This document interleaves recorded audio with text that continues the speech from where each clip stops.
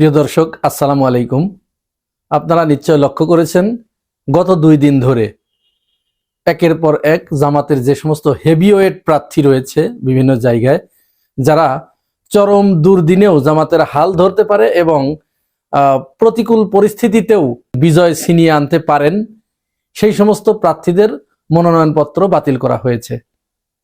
যদিও জামাতের পক্ষ থেকে আজ আমি যখন এই ভিডিও করছি, শনিবার 3রা জানুয়ারি 2026 সাল, অ্যাডভোকেট এহসানুল মাহবুব জুবায়ের তিনি তার এক ফেসবুক পোস্টে লিখেছেন যে সমস্ত প্রার্থীদের মনোনয়ন বাতিল করা হয়েছে এটি সাময়িক, যাচাই বাছাই শেষে অনেক সময় অনেক অসঙ্গতি থাকে, এটি রিভিউ করার সুযোগ আছে, অতএব বিভ্রান্ত না হবার তিনি আহ্বান জানিয়েছেন।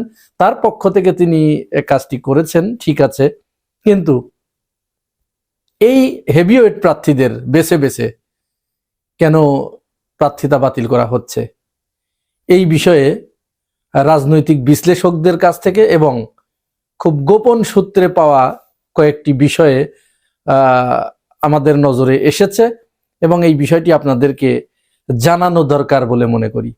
ওই বিষয়টিতে যাওয়ার আগে আমরা আরেকটি গরম খবর, যেটি আপনারা ইতিমধ্যেই জেনেছেন, আমাদের বাংলাদেশের ক্রিকেটের কাটার মাস্টার মুস্তাফিজ দীর্ঘদিন ধরে আইপিএলে তিনি খেলেন কলকাতা নাইট রাইডার্সের হয়ে। আজ আইপিএল তাকে ডেকে অপমান করে তাকে না খেলানোর ঘোষণা জানিয়ে দিয়েছেন এবং তার সাথে চুক্তি বাতিল করেছে। জানা গেছে এটি ভারতীয় ক্রিকেট বোর্ডের নির্দেশেই আইপিএল কর্তৃপক্ষ এই কাজটি করেছে।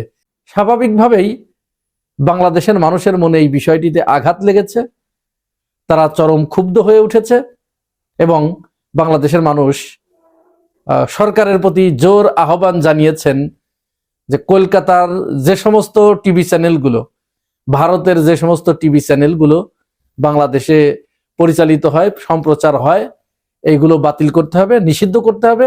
ভারতীয় পণ্য বয়কটেরও ডাক দিয়েছেন কেউ কেউ এবং বিশেষ করে ক্রিকেট প্রেমীরা, বাংলাদেশের ক্রিকেট আমোদীরা, তারা ঘোষণা দিয়েছে যে আইপিএল তারা আর কোনোদিনও দেখবে না। এরই মধ্যে আমার দেশ পত্রিকা ঘোষণা দিয়েছেন তারা আইপিএল এর কোনো সংবাদ পরিবেশন করবে না। এরকম দেশপ্রেমিক সমস্ত মিডিয়াগুলো যদি এইভাবে ঘোষণা দেয় যে তারা আইপিএল সম্প্রচার করবে না, বাংলাদেশ থেকে দেখাবে না, সরকার যদি বাংলাদেশের মানুষের এই আবেগের প্রতি সম্মান দেখিয়ে তারা যদি আইপিএল সম্প্রচার বাংলাদেশে বন্ধ করে, ভারতের সকল অপকর্ম এবং হঠকারী সিদ্ধান্তের মুখের উপরে এটি হবে বড় চপেটাঘাত। এবার চলুন আমরা ওই বিষয়টিতে ফিরে যাই, কোন অদৃশ্য কারণে একের পর এক জামাতের যে সমস্ত হেভিওয়েট প্রার্থী রয়েছে তাদের মনোনয়নপত্র বাতিল করা হচ্ছে।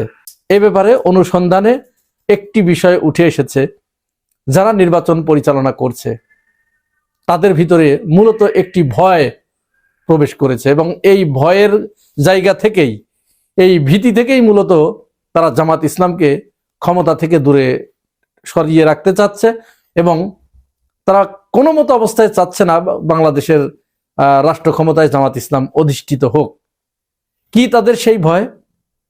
তাদের সেই ভয় হচ্ছে, যেহেতু আদর্শিক কারণে জামাত ইসলাম দুর্নীতির বিরুদ্ধে সবসময় জিরো টলারেন্স, এটি জামাতের আদর্শ এবং জামাতের এই আদর্শের কারণে ইতিপূর্বে বাংলাদেশের মানুষ আওয়ামী লীগ, বিএনপি, জাতীয় পার্টি সবাইকে যখন দেখেছে, সবাই যখন একই গোয়ালের গরু, ঠিক তখন তারা এবারের 2026 সালের নির্বাচনকে বাংলাদেশের একটি রাজনৈতিক প্যাটার্ন পরিবর্তনের মাধ্যম হিসেবে নিয়েছে।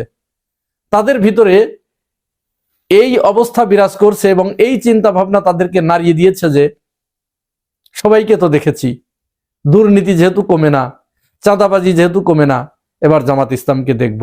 যেহেতু তারা সুযোগ থাকার পরেও বিগত সময়ে মন্ত্রীর দায়িত্ব পালন করেছে, পার্লামেন্ট সদস্যের দায়িত্ব পালন করেছে, যেহেতু তাদের বিরুদ্ধে কোনো দুর্নীতির অভিযোগ পাওয়া যায় নাই, ওঠে নাই, এবং চাঁদাবাজির কোনো অভিযোগ তাদের বিরুদ্ধে ওঠে নাই, সুতরাং এদেরকে একটু দেখতে হবে। মানুষের চাওয়া পাওয়াটা যখন এইটা হয়েছে এবং এটি মাঠ জরিপে উঠে এসেছে। বাংলাদেশে যারা এস্টাবলিশমেন্ট আছে, যারা আমলা আছে, যারা নির্বাচন পরিচালনার সাথে নিয়োজিত, তারা প্রত্যেকেই এই বিষয়টি জেনে গেছে এবং এই রিপোর্ট তাদের হাতে পৌঁছে গেছে। সুতরাং তাদের কপালে একটা ভাঁজ পড়া খুবই স্বাভাবিক, কারণ যে পেট হারাম দিয়ে ভরে গেছে সেই পেট হালাল দিয়ে আর কখনোই ভরবে না। বিশেষ করে বিগত আওয়ামী লীগ সরকারের আমলে আমলা, সরকারি কর্মকর্তা কর্মচারী, এমনকি ছোট ছোট সরকারি অফিসের পিয়ন পর্যন্ত যে সীমাহীন লুটপাট করেছে, দুর্নীতির মাধ্যমে যে কাঁড়ি কাঁড়ি অর্থ কামাই করেছে, তারা তাদের দৈনন্দিন জীবন নির্বাহের ক্ষেত্রে ব্যয়ের লাগাম একেবারে ছেড়ে দিয়েছে।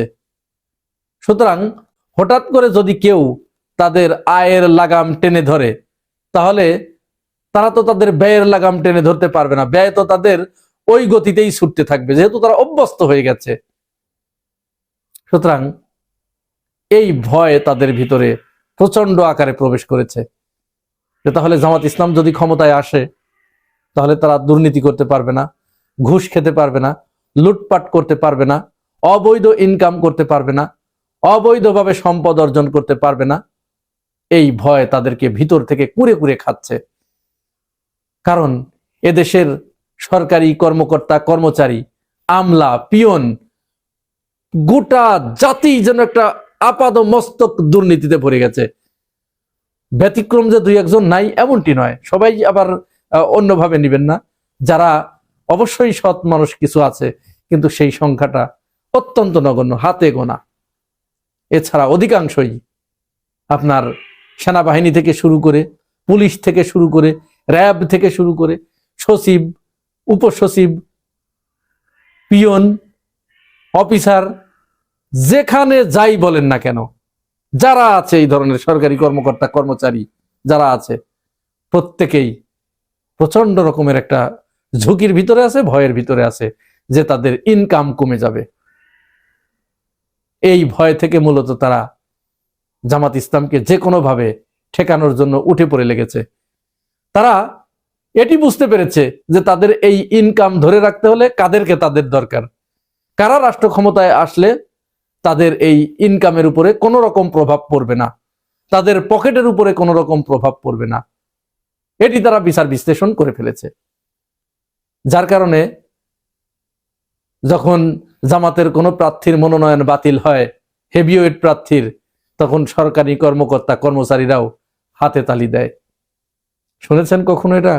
কিন্তু বাংলাদেশে তাই হচ্ছে। এই হাতে তালি দেওয়া কিন্তু মামুলি কোনো ব্যাপার নয়। এই হাতে তালি দেওয়া তাদের ভবিষ্যৎ ইনকামের উপরে জড়িত। সেইখান থেকেই, সেই আনন্দ থেকেই হাততালিটা বেরিয়ে এসেছে। 2024 সালের নির্বাচনের আগে, অল্প কয়েকদিন আগে, 5-6 দিন আগে, আমাদের কিছু কিছু বন্ধু বান্ধব যারা নির্বাচন কাজে নিয়োজিত ছিলেন, রিটার্নিং কর্মকর্তা হয়েছিলেন, সহকারী রিটার্নিং কর্মকর্তা হয়েছিলেন, তারা ফোন করে জানালেন যে ভাই, জানি না, কিছু না, হঠাৎ করে আমাদের ব্যাংক অ্যাকাউন্টে বিরাট অ্যামাউন্ট চলে এসেছে, এটা দিয়ে এখন এই করব সেই করব। এরকম সীমাহীন দুর্নীতির সুযোগ শেখ হাসিনা করে দিয়েছিল। এখন যারা নির্বাচনের দায়িত্ব পালন করবেন, তাদের ভিতরেও তো এই আশাটা আছে যে আবার এরাও আমাদেরকে এইভাবে দেবে, উপঢৌকন দেবে, যে উপঢৌকনের মাধ্যমে আমাদের আর্থিক অবস্থার পরিবর্তন ঘটবে, সামাজিক অবস্থার পরিবর্তন ঘটবে, আমরা সাধারণ থেকে হয়ে যাব এলিট, আর এলিট যখনই হয়ে যাব তখনই তো আমরা বাংলাদেশের মাথা হয়ে যাব।